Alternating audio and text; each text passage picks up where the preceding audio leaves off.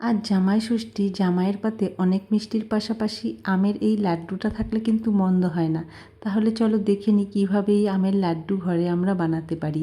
প্রথমে কিছুটা নারকেল কোড়া নিয়ে নেব, আর কারো কাছে নারকেল না থাকলে নারকেলের গুঁড়ো যে কিনতে পাওয়া যায় সেটা হলেও চলবে।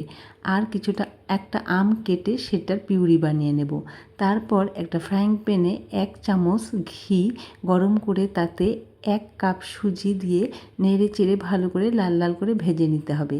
তারপর আমি যেহেতু নারকেল কোড়া ইউজ করছি, নারকেল কোড়াটা দিয়ে ভালো করে আবার একসঙ্গে সুজির সঙ্গে নেড়ে চেড়ে মিশিয়ে ভেজে নিতে হবে।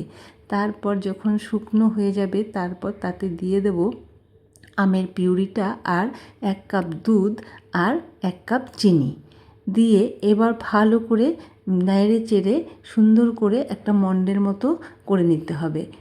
অনেক একটু সময় লাগবে, সেটাকে নাড়তে নাড়তে একটা যখন মণ্ড মতো হয়ে যাবে, শুকনো হয়ে যাবে, তখন সেটাকে নামিয়ে নিয়ে ঠান্ডা করে হাতে একটু ঘি মাখিয়ে গোল গোল করে লাড্ডুর শেপ দিয়ে রাখলেই হয়ে যাবে আমের লাড্ডু। তারপর গার্নিশিং করার জন্য আমি তো কিশমিশ দিয়ে দিয়েছি, কেউ চাইলে কিন্তু কেশর, পেস্তা বা কাজু বাদামও দিতে পারো। তো কেমন লাগলো রেসিপিটা জানাবে।